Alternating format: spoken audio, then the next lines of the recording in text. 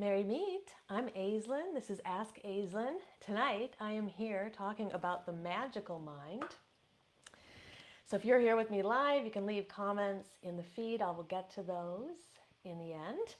I'm going to dive right in and also wish you all a happy New Year as well. This is the first episode of 2023, so I'm excited for those who are here with me now. So, talking about the magical mind, it really is important. A well trained mind can be the most important asset in a witch's toolbox. So, we oftentimes think about the wand and the athame and candles and tarot cards and crystals and various things like that. We sometimes forget that our mind is actually the most powerful tool that we have if we are able to train it correctly. And the first step in all of it is knowing what is the anatomy of the human mind, the human psyche, anyway. So there are various different magical training systems that have different ways of defining that mind and dividing it into different pieces. Most of these systems seem to have about 3 to 4 parts of the mind, and a lot of them do overlap. So I'm going to talk about 2 of the major ones today, and just know that there are some other systems as well.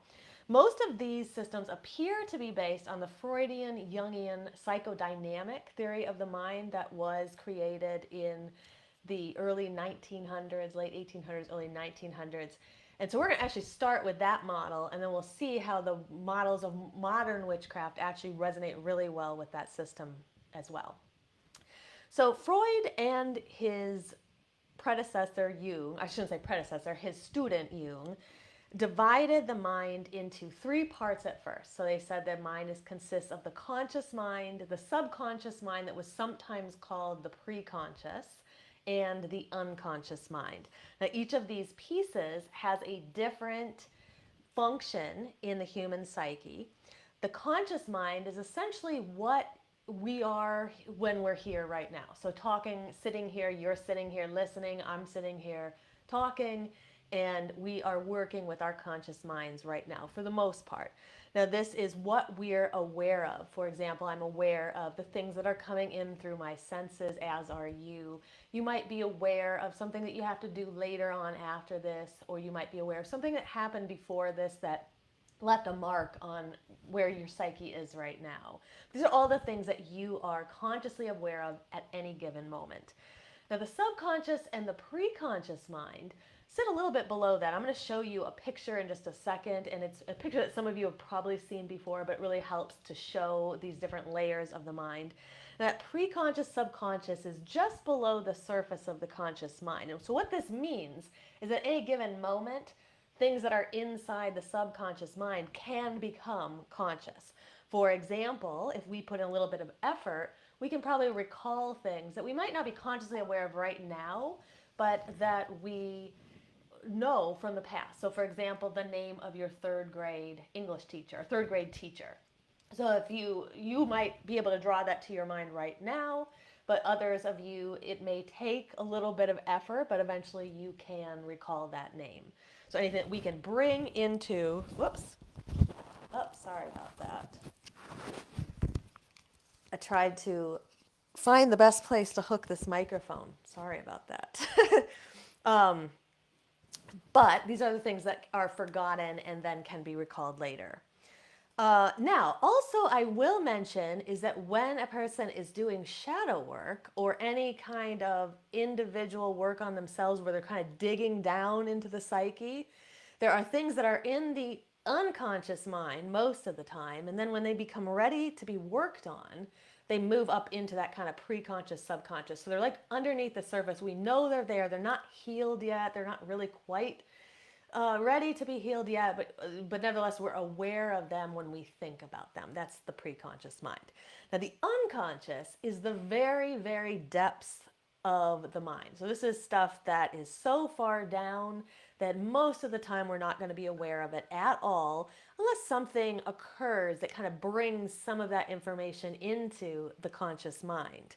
Now, some of these things that are here are intentionally repressed. Now, they could be intentionally repressed by the psyche, by the mind, or they could be intentionally repressed by a physical a physical thing that happened. So here would be an example. So when I was in grad school, I was walking home very late from night. I lived in Jamaica Plain, Massachusetts at the time.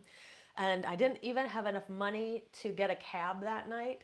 So I had like taken the subway to a certain point and I was walking down this, mile, 2 mile long street to our house.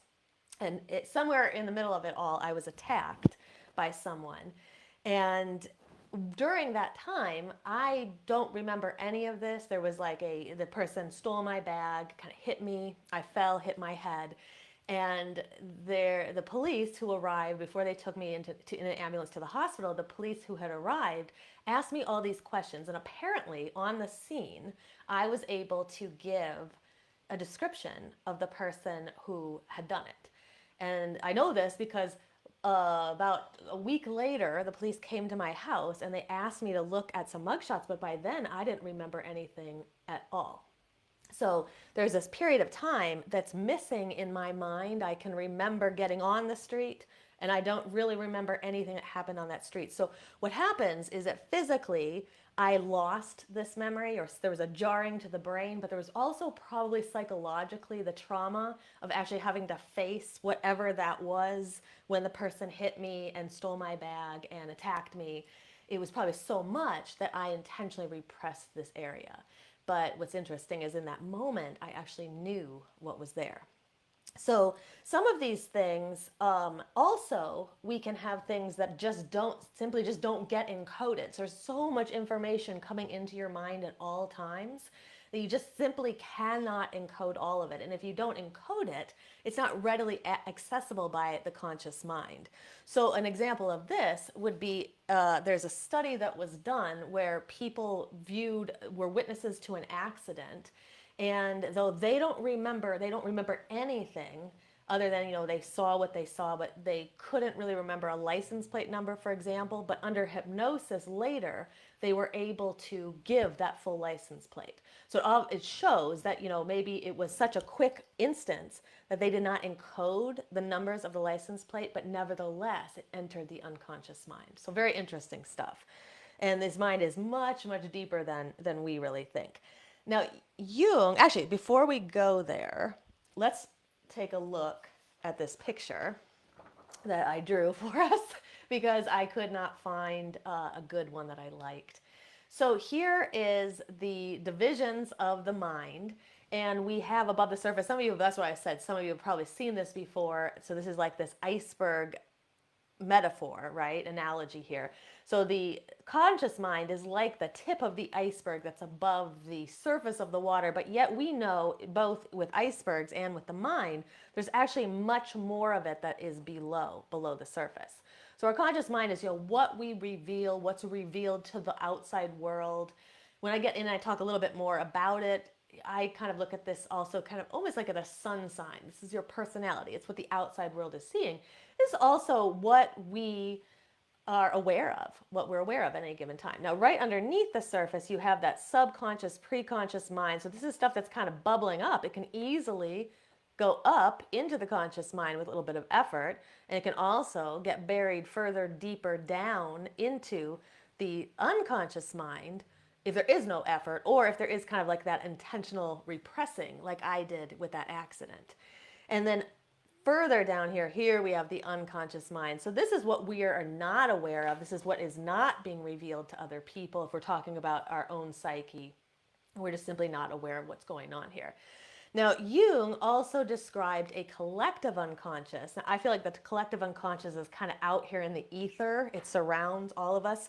And what the collective unconscious this is a place where all of the archetypes exist.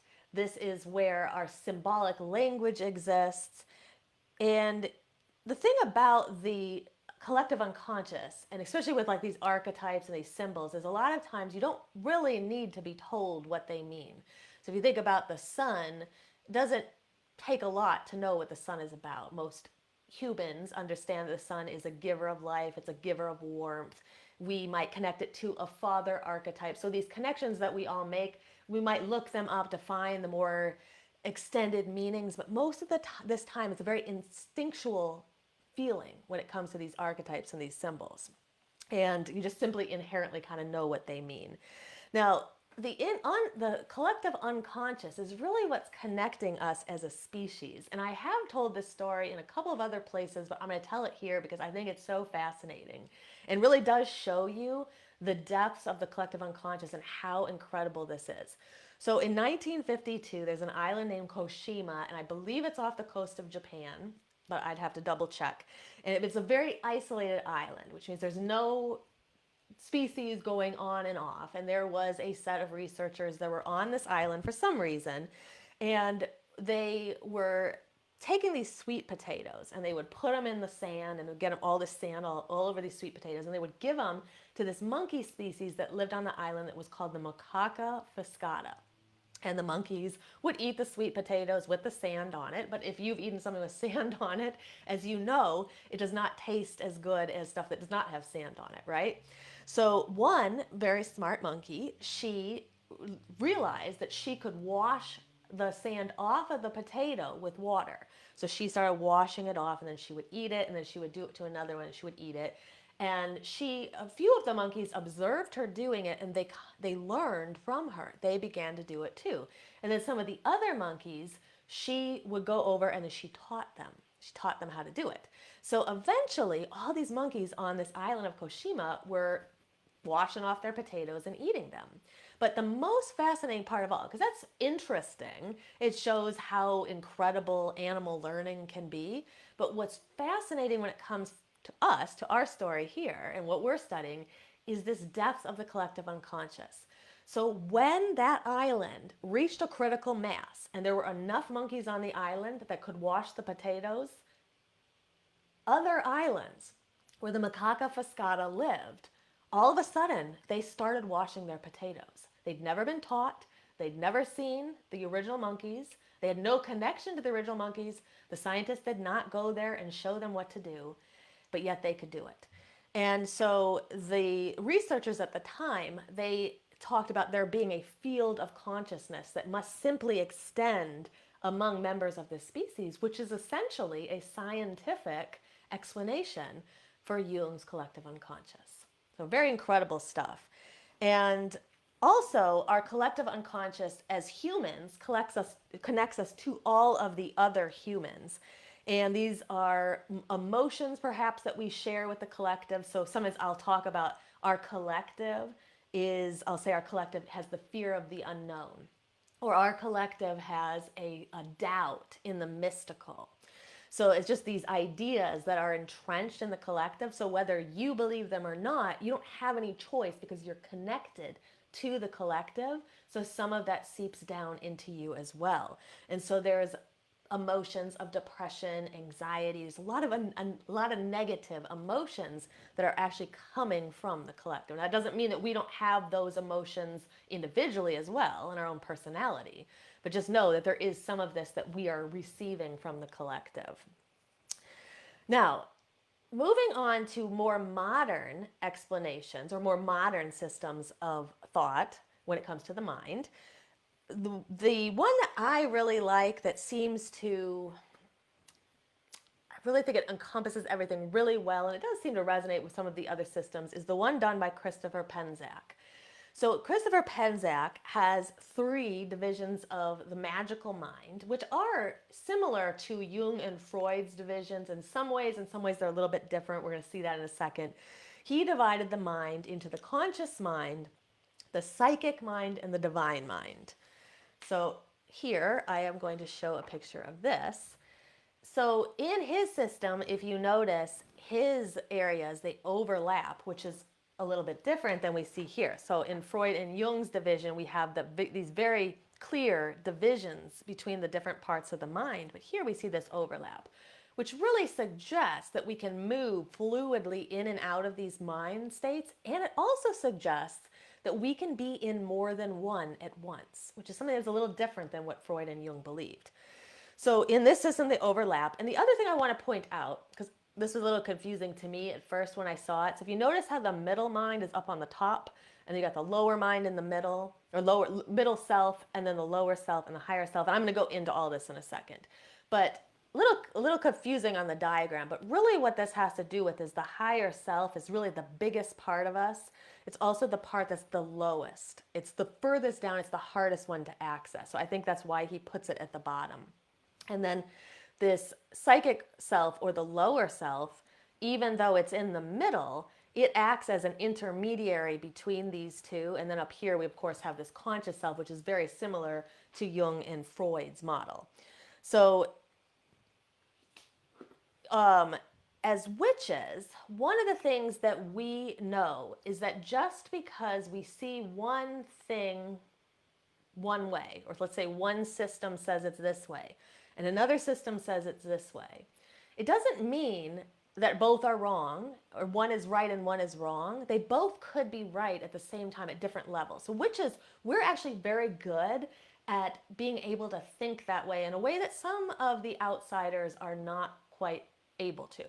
So I'm just going to kind of, as we talk about these different models, just kind of put that out there. Just because they don't match up completely doesn't mean that they can't both be right.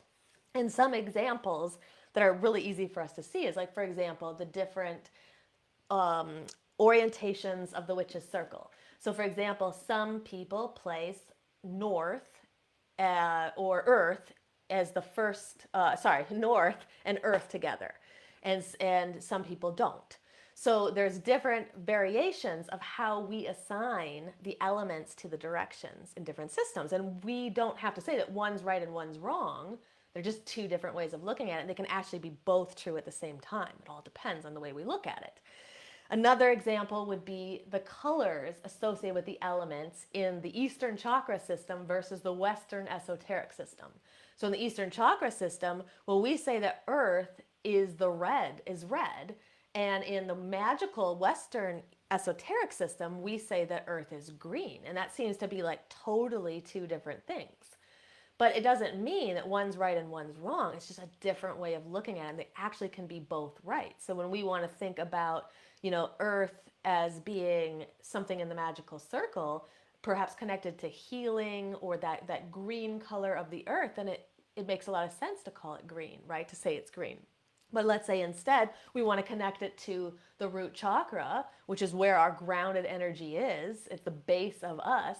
There, that color is red. So it makes sense to connect it to red in that instance. So there's also different things we could talk about, science versus mystical. Just because we have a scientific explanation of something doesn't mean that there can't also be a mystical one. They both can exist at the same time.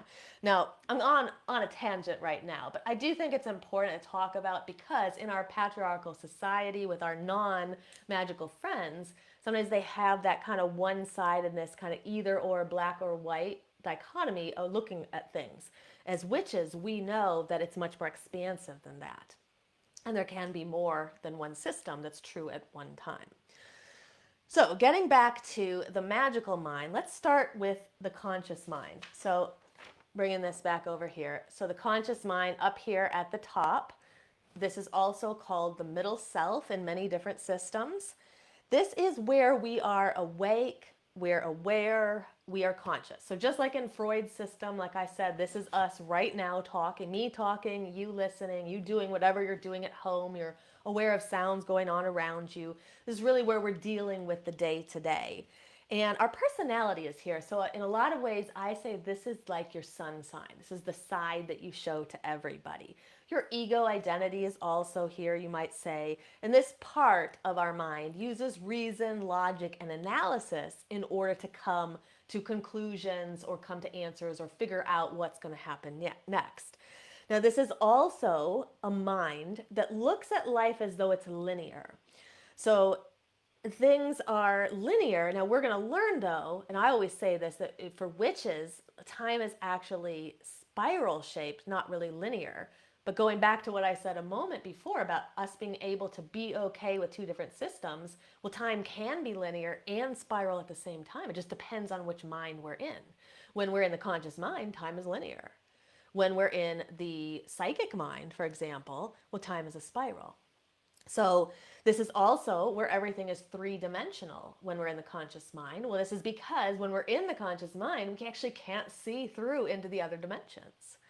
So the conscious mind is necessary for us to navigate out in this modern world. Because what in the world are we going to do if we're like having a mystical experience when we're sitting at our muggle job, or we're having a spiritual epiphany when we're like riding the subway? So we have to be in the conscious mind. It's necessary.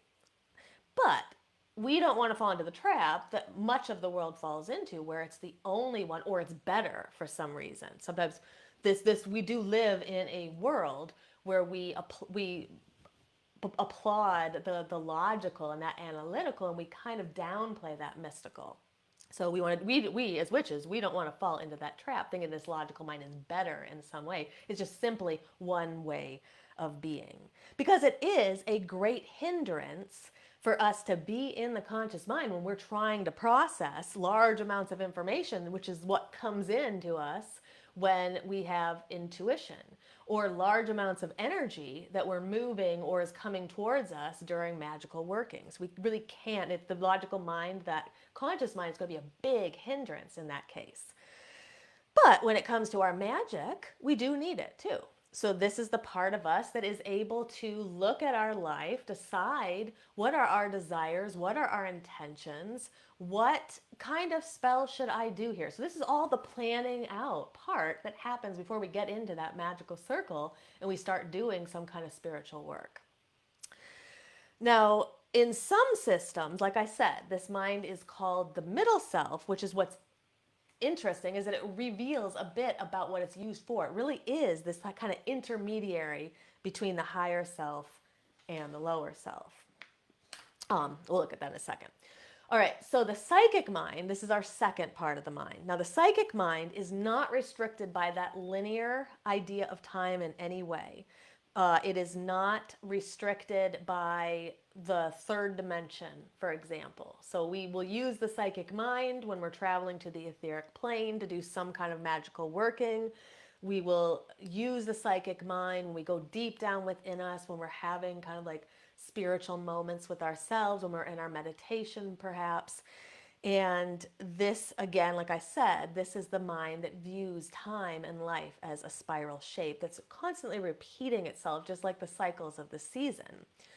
Now here, in the psychic mind, we're able to perform great leaps to get from one spot to another spot.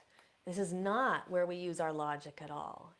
And we can go from step A to step D without going through B and C first. When we're in that logical mind, we got to go A, B, C, D. We got to follow right down that line. But if things are spiral in this world with the psychic mind, we skip over steps, right? This is how intuition really works. We're just skipping through the middle part. Now, it exists in all people, but I'm sure that you know that there are people who are better at using the psychic mind than others, and us as witches, we want to get really good at using it. Now, this is also called our lower self, and it is important to note that it doesn't mean that it's lesser, like living again in that patriarchal society, especially this society that's been very influenced by the three Abrahamic religions, which have that kind of idea of hell and evil and bad being kind of low. This idea of the lower self, there's nothing evil about it, there's nothing below about it. It just simply means it's more instinctual. It's more animal-like. I look at it like it's closer to the earth, it's closer to the goddess, it's closer to the very depths of our being. Now, you could probably say that this is like Freud and Jung's unconscious, subconscious, but I think when we talk about this part of the mind, the psychic mind as a witch, there's a lot more that's going on here. Much more of a in a much more mystical nature, I would say. Now, this is the part of us that, again, we're not usually aware of, but we can access it, especially during a magical working, especially when we're, traveling to the etheric plane. And like I said, greatly, greatly underscored by the patriarchal society, which seems to, again, kind of applaud that logical mind and really disregard this, this mystical part.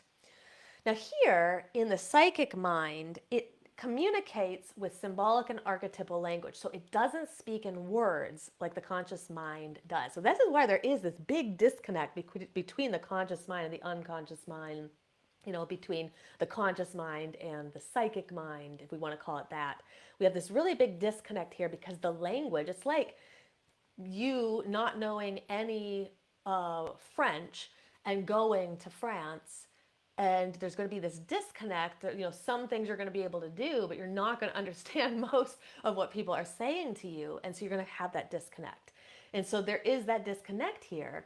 But luckily, we have this ability to kind of decode what these symbols mean, what these archetypes mean, because we have that collective unconscious that connects all of us to kind of that greater source.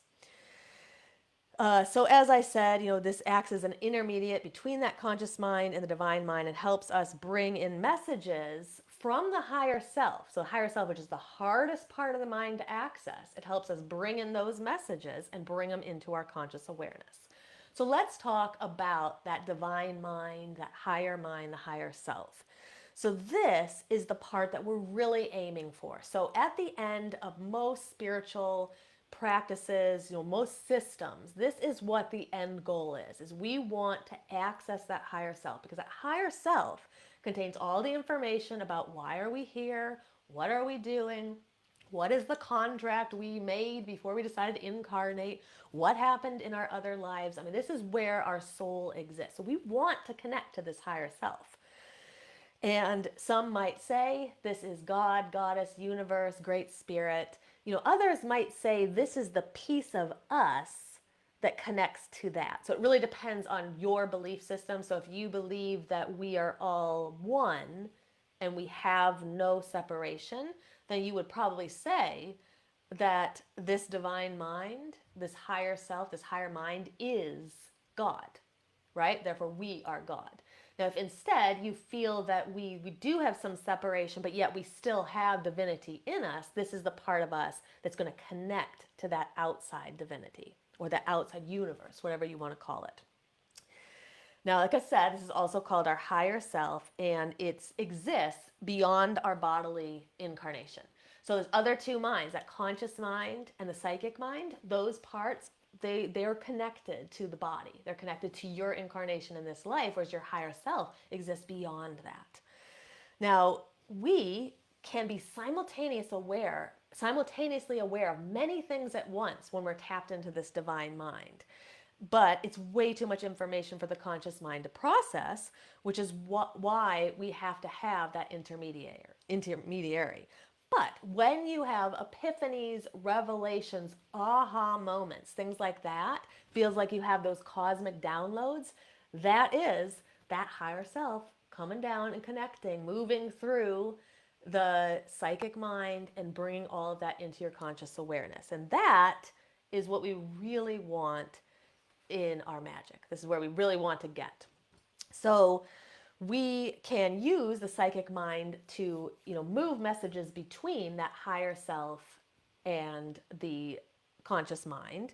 Like I said, they'll usually come through in symbols. They could come through in your dreams. So for example, your higher self could actually send a dream down through your psychic mind to reach your conscious mind to hopefully give you a message that it couldn't give you any other way.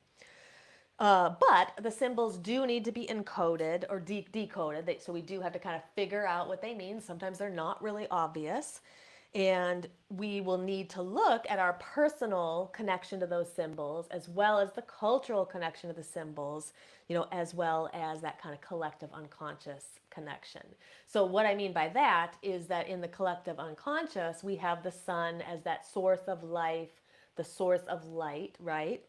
In our culture, it kind of depends on your culture, because some cultures that desperately need the sun to grow crops, which is most cultures, but see where I'm going with this in a second, but they will look at it again as kind of this source of light. But in other cultures, perhaps where the sun is shining down unbearably in 140-degree heat or 130-degree heat, then the sun may have a different connotation in that culture.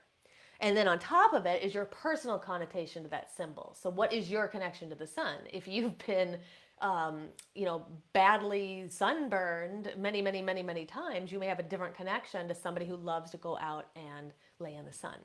So you'll have to look at a symbol in all those different layers. But this is essentially how your higher self is trying to get messages down to you into your consciousness. Now, if we can connect to this part of our mind, then we will experience an effortless flow. And if you've never had effortless flow or been in a flow state, it is a great experience. It doesn't happen a lot, and it usually only happens temporarily, but it's just these moments where everything is flowing. You can feel the flow of the universe around you and your part in it, and you know that everything is right as it should be. Now, what we want to do in our magic, the goal of our magic in general, is to align these three parts of our mind, get them all lined up so they're all able to operate at once when we're doing our magic or when we're engaged in our spiritual practice.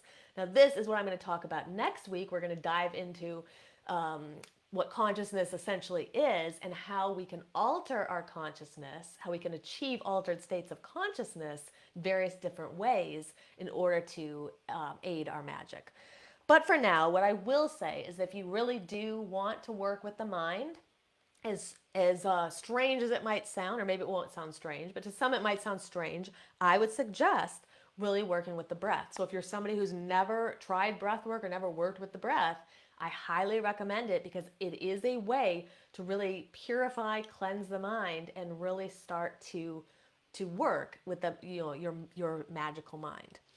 So it can be one of the easiest and most powerful ways to do that. It's not the only way, but it definitely can be one of the easiest and most powerful ways to do it. Now, just simply becoming aware of the breath is a start. So if you're somebody who's not even really aware of the breath, I would just start by checking in. Are you breathing shallowly? Are you breathing deeply? Are you breathing fast? Are you breathing slow? Just checking in. And then from there, you can slightly start to alter this. So maybe trying to have a longer exhale than an inhale will decrease anxiety, will bring down worry, different things like that. But what it will also do is slightly change your state of consciousness, which again is what we're going to get into next week. But this is a start. And then from there, later on, you can move to more advanced breathwork techniques, which I will say can have mind-blowing, mastering these advanced breathwork techniques can have a mind-blowing effect on your magic. All right, so I am going to just end by talking a bit about Friday's full moon. So it's approaching us on Friday, 1/6 at 3:07 p.m. Pacific time, 6:07 p.m. Eastern time. We'll have the moon in its full peak.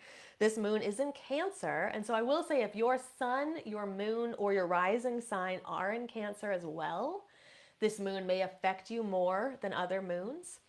And Cancer is the moon's natural place to be, so it's going to feel really comfortable in that sign. But at the same time, it is going to shake us. It may shake us up a little with our emotions. So you may feel more emotional, you might feel more moody, and on top of that, we also are about a week into Mercury retrograde, which means that that's adding into that energy. So just being aware of our communication and being aware of our own emotions before we start anything with anybody, especially if you're feeling pretty emotional, just be kind of aware. Maybe let that full moon pass before you really try to talk about anything too serious with anyone. And also being aware that you're responsible for your emotions, but not for other people's. That's an important thing to remember. And just trying to take it easy if you can. It might also be a good time to do a magical working or a spell, something that has to do with the emotions, the divine feminine, anything like that. All right, so I am going to sign off if there aren't any questions here. And then next week we'll be back and we'll be talking about altered states of consciousness in our magic. All right, until then, hope you have a great night and blessed be.